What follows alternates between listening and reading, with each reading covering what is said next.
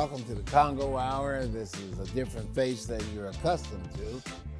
Trippy's kind of working, and Wayna had to do some other things, so they was looking in the bag and they found me and asked me to come and share with you some of my thoughts. And I've been very, very, I guess, what's the word, bad, by not coming and sharing with you the Sammy's Corner. Sammy's Corner was, and I designed it to kind of bring to everybody's attention just things that other people don't want to talk about. So I've got a whole hour to talk about what other people don't want to talk about. So I guess you'll either change the channels or turn it low so you don't hear all this crazy talk that I talk. I'm excited about being here. I'm excited about just being alive and healthy and can get around and still meet people and talk to them about old times and just how much progress has been made all over the world, here in Wilmington. And I don't know of any place that I would like to live other than Wilmington. I know probably 90% of the older people, and I know a lot of young folk, and they are all wonderful. The old folk are wonderful, the young folk are wonderful, but they're coming up in a different era where the values that we were accustomed to try to grow into, they don't have to do that, which you'll end up with a different product. I don't think that we insist on being respectful to the young folks. A lot of young folks are very respectful, but there's too many that aren't. And I think that that is part of how some of them get in trouble, because the courtesies that we owe each other and owe everybody, we don't extend them as much as we should. And the values of that, and just expecting someone to be really, really courteous to you and happy and cheerful are just not there. Sometimes I'll walk past a young person and speak very clearly and loudly and ask them how they're doing, and the only thing I get from them is a grunt. And I think that's awful, because they're missing out on a lot, because they're missing out on relationships. When I see a person and I see a smile, or I try to create a smile, or I'm looking for a smile when I speak, no matter whether they intend to speak to me or not, I have them speak to me because I speak to them first. I just think that that's the kind of things that should be in the curriculum in the schools, and practice that in the schools, and let folks know about how important it is to greet people with a smile and almost, I guess, whistle a tune of how happy you really are. And so this is kind of the things that will, I guess, create the excellence in relationships and in how we deal with our neighbors and our friends and people at work, to make this a better place to live. It is a great place, but continuous improvement in what we do is very important to me, because times change and things change. Often, a few years ago, I had a good friend who passed. His name was Jim Gilliam, and we did a lot of vacations together. And I would notice that when we would get into the islands and we went to the real upscale places, everybody was more happy, they were more content, and they had smiles on their face and they felt good about themselves.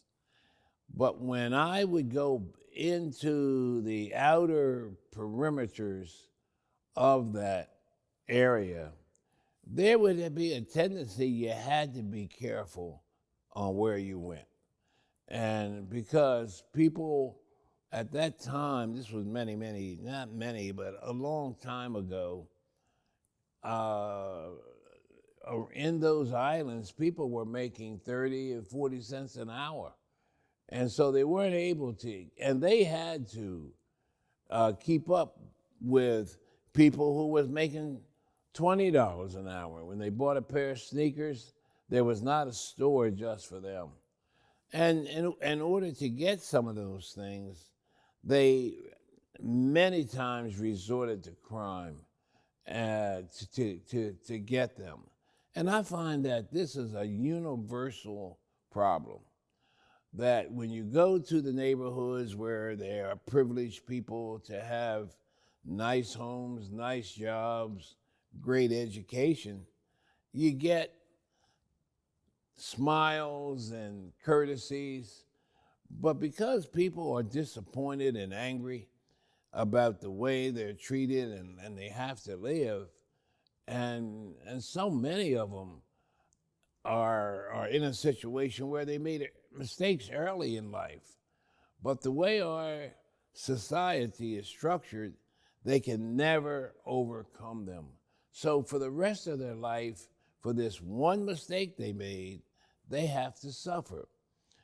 So we have to begin to change and maybe when a person has made a mistake and they pay for it, that should end the whole stigma that is placed upon them. And so I think the same thing happens right here in Wilmington or Newcastle County or the whole state of Delaware, where I find that young folk make mistakes, and we all made them. But I guess some of us just got away with them, and we haven't been stigmatized with the kind of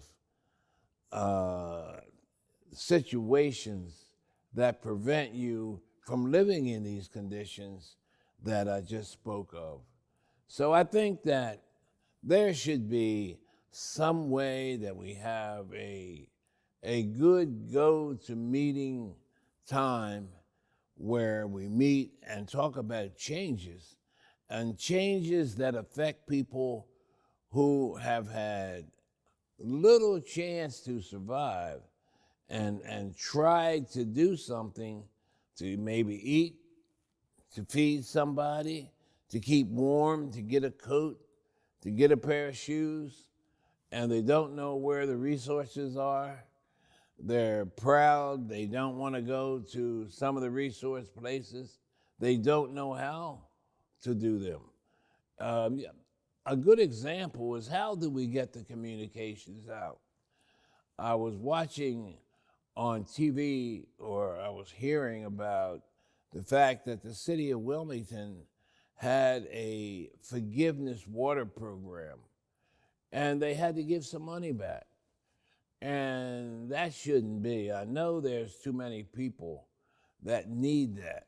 How do we publicize and make it easy for people to take the advantage of these kind of concerns, and not just concerns, but opportunities to not have your water turned off, but to get out of the hole when you had a hard time and the water bill keeps on getting bigger and bigger and bigger, and the fact that having access to where you pay your bill or how you can pay your bill by phone, uh, you know, people that don't have those resources to understand how to make these things serve them also, just like they serve the privileged people, is something that we have to work on.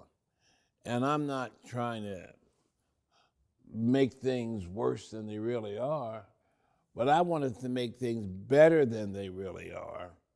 And everybody can be served with graciousness, dignity, respect, courtesy, and all those good words that make everybody feel happy. When you're courteous to a person, no matter how they feel or what mood they're in, or you are just a real warm, courteous person, and even though they may respond in a non-courteous way, and you just keep on saying, you're too nice not to be courteous. So where's that smile or whatever you want to say to make the situation easier? So I guess in these latter part of my life, I look back over it, and I've almost committed myself to that kind of setting that I can serve being a Boy Scout master, because I don't hear about Boy Scouts anymore. I don't hear about Girl Scouts anymore. And all these resources, girls clubs, create some new kind of clubs. I worked for the YMCA. There were so many club groups there, and they were all designed to make life successful to every person that joined the YMCA. The Boy Scouts gave me experiences that I will take to my grave. They were great. And we had little mottos on talking about the best works of life. I think that the church is a wonderful resource. It has all the tools that will allow you to be successful. I think that the schools are great, but I think that the curriculum that worked 20 years ago cannot work today, because people have changed today. And it's like putting a old motor in a new car. It won't perform like the other cars do. So I'm encouraging folks to just make your community wonderful. You live in that community and be a participating person on all the activities. You can't just go home and shut the door. You know, in these communities where we think people are just doing nothing, they do a lot. They communicate. And they communicate keeping everybody abreast of what's going on in that community, keeping the standards of the community up. And so we have to encourage for more community participation. We got to ask for more and better housing. And I think that we have a great opportunity. We have a gentleman that is the president of the United States, and they send money everywhere. And I think that if we would just be diligent and bring to his attention what he can come back to when he's finished being the president, and the city that he lives in would be not afraid of crime. And crime is where people are put in a setting that breathes and you can't get away from it. So we've got to get rid of those crime settings. Police can't do it. The schools can't do it. It's more within our own community that insists on certain behaviors and be diligent in how things go on in the community. I think it's a crime that I hear people say, I can't go sit on my porch. Well, this is your community, and if everybody who lived in that block got together, something would have to happen. It happens in communities that have the resources to get things done. And people will listen to a crowd more than they listen to one person. So I want you to become more active.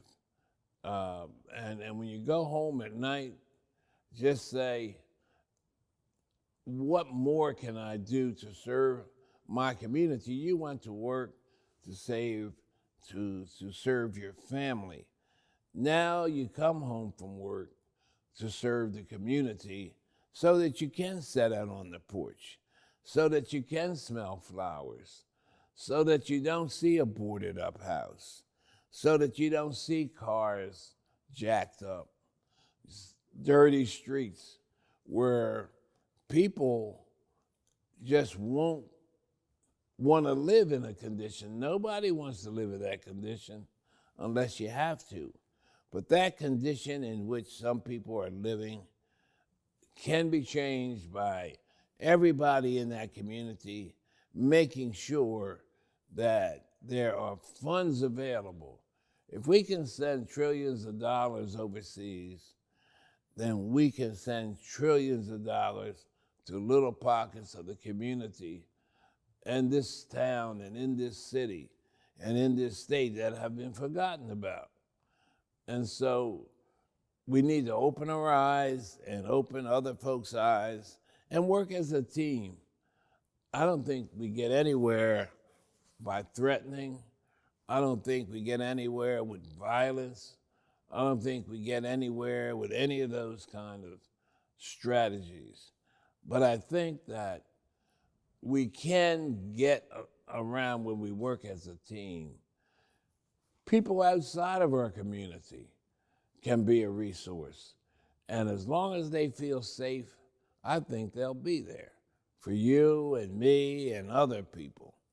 And we must put aside time to serve that community, whether it's a lady or old folks that's in the house and can't get out and cut the grass, go to the store, cook a meal, to show that kind of community involvement.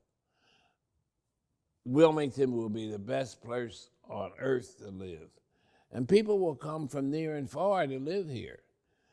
I know that when the stigma of it being the greatest crime city in the United States was not good for this community, and people reacted to it. They didn't come to live. They didn't want to bring their children in those harmful kind of conditions.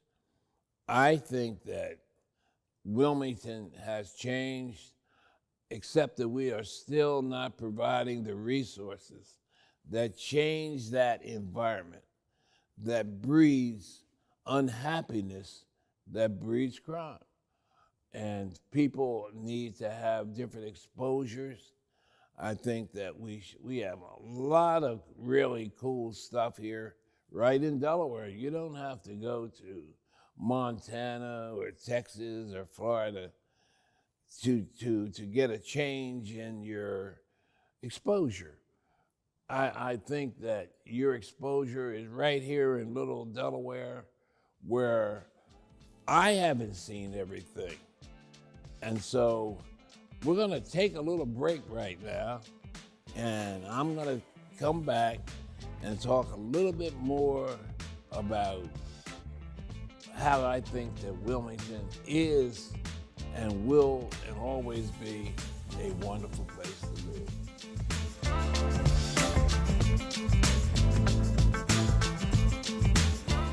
DETV has been Delaware's premium provider of creative digital and broadcasting solutions that bridges communities and connects people. We create great stories for all audiences. We deliver independent news throughout Delaware. We are digital platform innovators. And we develop marketing and sales solutions so you can stay connected to your audience. Now, why do we do what we do here on DETV? We do it because we care. So, keep watching and follow us on all of our social media platforms. Remember, DETV, online, on air, on time. Well, I'm back, and I hope you're still with us. And I hope I didn't scare anybody away. I hope that you understand the importance of your role in this city. And so I just can't wait to see more people register to vote. I want all of us to participate and help to choose people who are going to do a better job. We have to vote. We have to pay our taxes. We have to pay, and everybody gets behind now and then. But it's important. The taxes is what makes this city wonderful. And don't feel bad if you aren't up to speed. You know, it's one of those things that happen. But what you really have to do is create budgets and just keep everything lined up in the budgets. I guess you wonder why the Congo Hour came back. I guess I put in more than 50 years of being Congo Funeral Home on Channel 28. It was many other channels, 5, 2, I can't remember all of them, but 28 has been our communications channel, and it was designed just to keep our community communicating. And sometimes Comcast would go up on its prices, and so some people had to divert from Channel 28 to other means of communication. And it surely has affected whether everybody can hear the message from this channel or not. And so we want to get maybe Comcast to understand the necessity of competing with the other communication systems so that we can all hear the same word at the same time. So now I'm here to also represent Congo Funeral Home. And so I am excited about how it's being run now. I think that Trippy and his team is just wonderful. And there was a time when things it was just hard to get new employees. And we sure did not have an opportunity to do our best.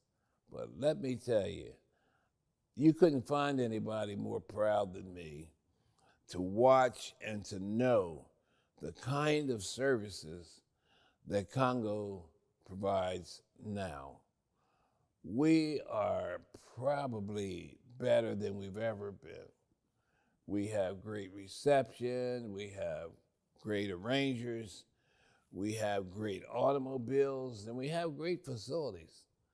We were proud when we had an opportunity to buy the Christ Our King church and offer not only funeral and church opportunities, but the Legacy Center is a wonderful place to have anything. And it really is reasonable when you want to use the facilities. We have weddings, we have uh, uh, birthday parties, we have anniversary parties, we have baby showers, we have just regular parties, we have groups like steppers. We have that legacy center is probably as good as any place you can go. So if you want a real great place to have any event, just call the funeral home, and someone will answer and let you know about all the great things that we do. And I guess within a couple weeks, we're going to have pictures of what it is that we have. We have great food. All the caterers come there to support folks after funerals, and they do a wonderful job. So catering in Wilmington has really expanded. And I would like to see a lot of those caterers do more corner food. And I would like to see more of the food that I like, other than having to eat food that I didn't grow up on.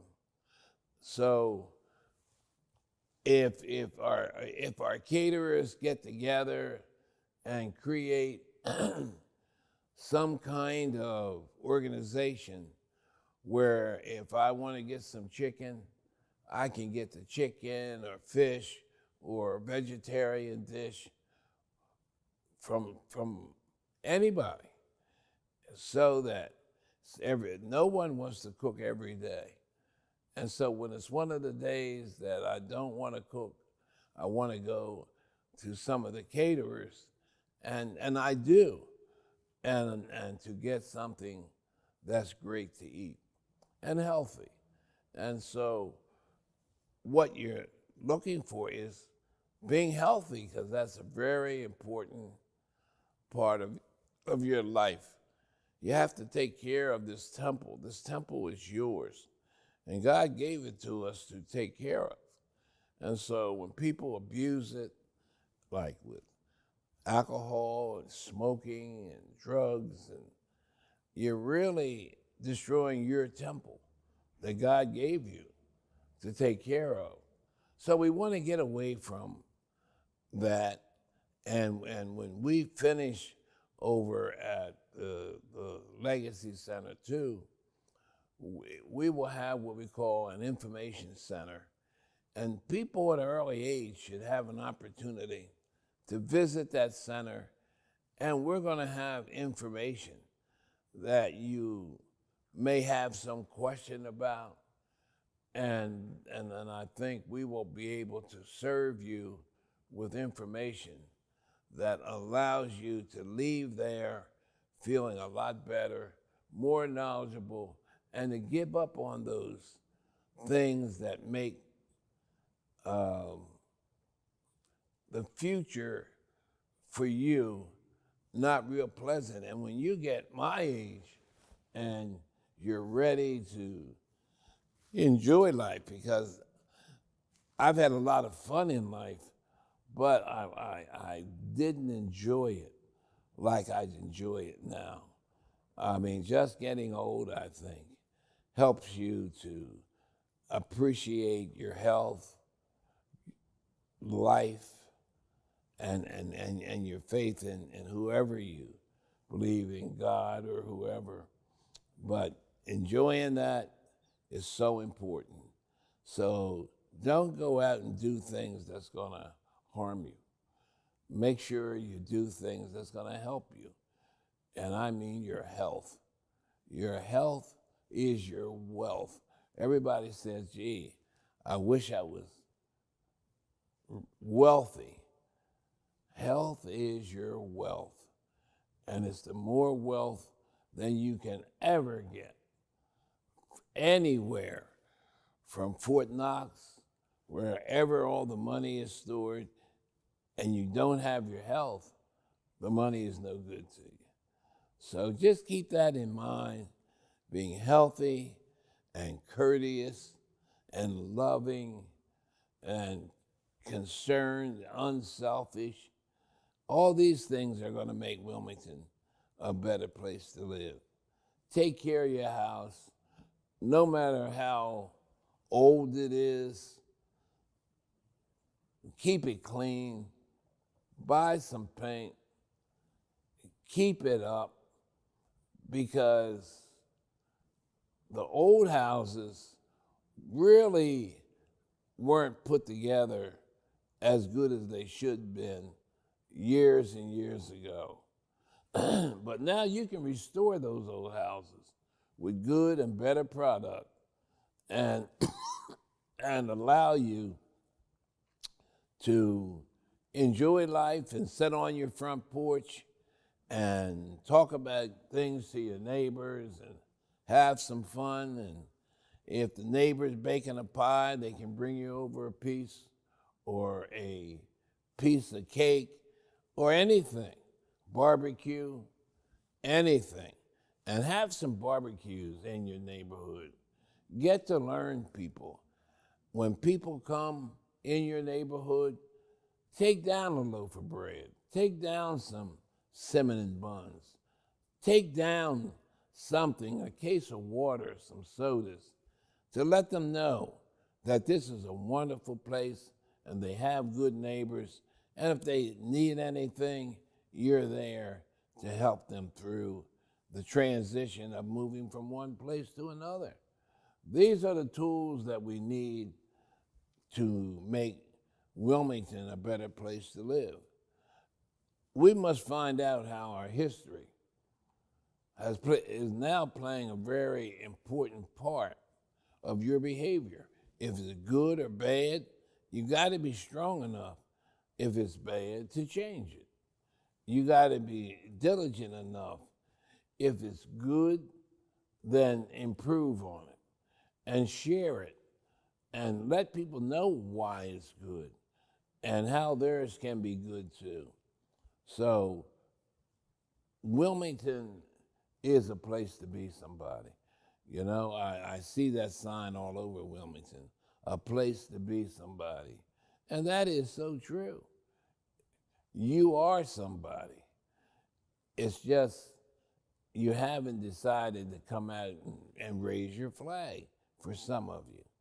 For some of you who know there's somebody and raise the flag, I know that you're pleased, that you're happy, and that you're willing to go the distance to be a part of what makes Wilmington tick. I'm excited. I hope that every Sunday I can get on and talk about Sammy's Corner, because Sammy is grateful that he has been able to live this long and to be healthy and to have the friends that I've had, to live in the neighborhoods that I've been able to live in. And I sure wish that everybody would have those same opportunities that I have had. But I'll keep on going on. I'm not going to stop. I'm going to help somebody. I'm going to be available if you need me. I'm not a bank, so I don't have any money, but I have a lot of time that I can share with you and maybe get to you some resources that can help the financial, the social issues that may affect your life.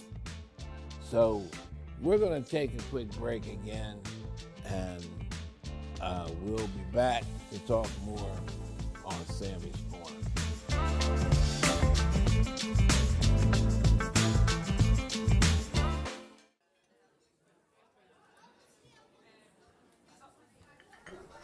Government doesn't make a move without an agenda, some type of plan. The problem is we haven't been on the agenda. Sometimes we're overlooked. Sometimes our interests aren't the interest of those in power. I'm your host, Kerwin Gaines, on DETV's new show, The Agenda. We're going to do our best to ensure that you, Delawareans, are knowledgeable about what's going on in the Assembly, federal government, local government, it doesn't matter. We're going to do our best to ensure that folks that make the agenda on a daily basis have to answer for it. Let them explain what they're doing. If it affects you, it's on the agenda.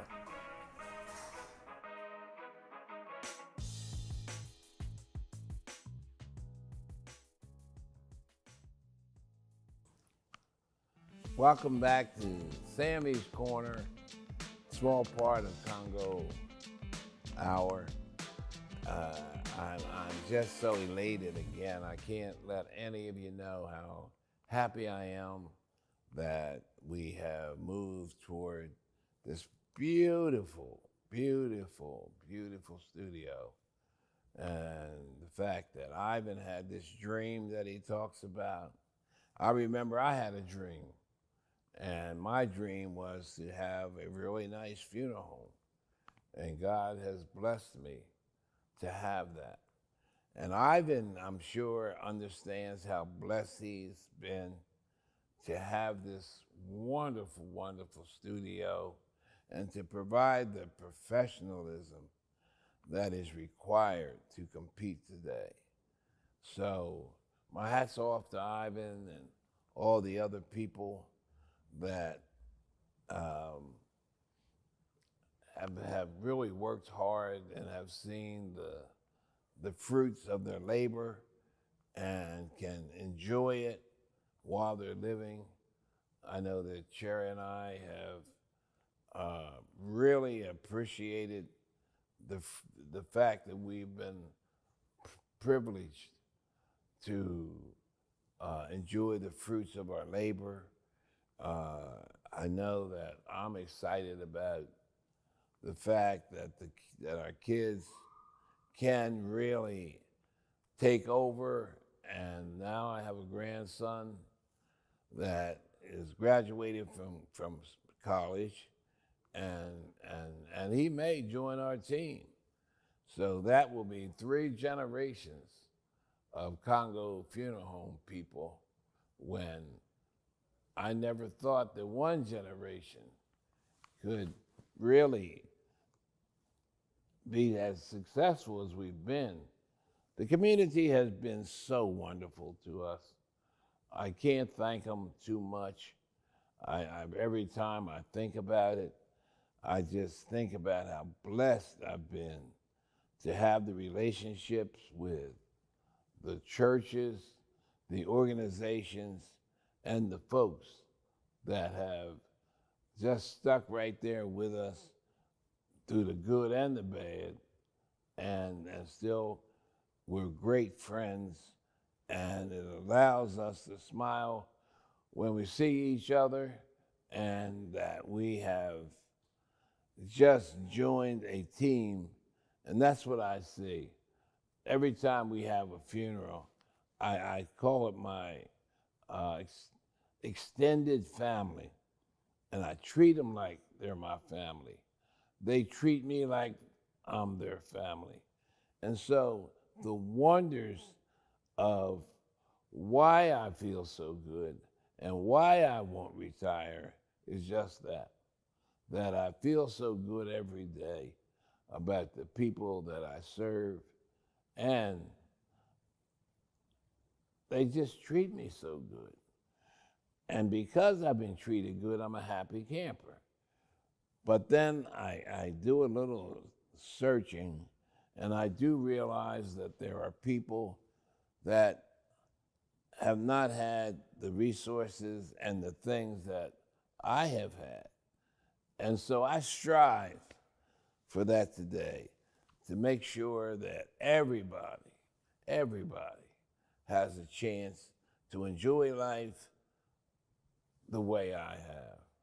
I've raised my kids, and so far every one of them have had an education, and I have a granddaughter who wants to be a brain surgeon, and boy, is that exciting to me. And then the other ones that are coming along are not quite sure, but I'm sure that when it's time, they will realize just how wonderful it is to have that education. It adds to you every time. I don't care who you are. If you say that that education has not helped you, I don't think you knew that you were being helped, because it's the way it is. It's the society that we live in today that demands certain prerequisites. And what they used to be when you go to see a job or ask for a job or to see if there's a job available, the first thing they want to do is have your resume. And if you don't have the fact that you are, could I say, educated to the extent that you have a college degree, I don't think you're going to be considered. So, and I'm not trying to say that everybody's got to go to college, but I think if you are trying to think of the right word, a service person where you are, a mechanic or a carpenter, or you work in the hospital with all the technology and learning all that, that's as good as an education. But if you need to be promoted, that's where the education stuff comes in. And sometimes you're not prepared, so you won't be considered. So if you can keep watching me every Sunday, I do want to have someone, and if you would call me up and let me know that you would like to be my guest on Sammy's Corner, I would be thrilled. Because right now I'm speaking all alone, and I would love to have someone to share my thoughts with, and then I would love to share your thoughts with the community.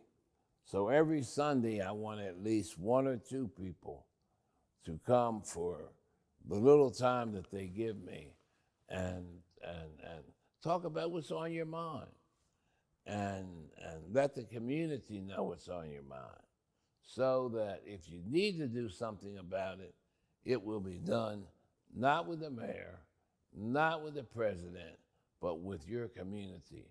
It has more impact than all the other services that you can try to get involved in.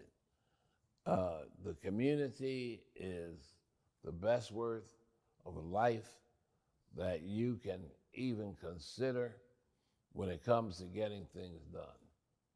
So I'm going to end here, but I'll be back next week, and I'm going to talk about more about the funeral home and what it offers. I'm going to talk more about the Legacy Center and what it offers, what we're doing with the new building that was Christ Our King School. Now it's a training location for people that are young and need some assistance in getting to where you want to go. Thank you. We'll look forward to seeing each other, and I'll be here next week at 8 o'clock. Thank you, and good night.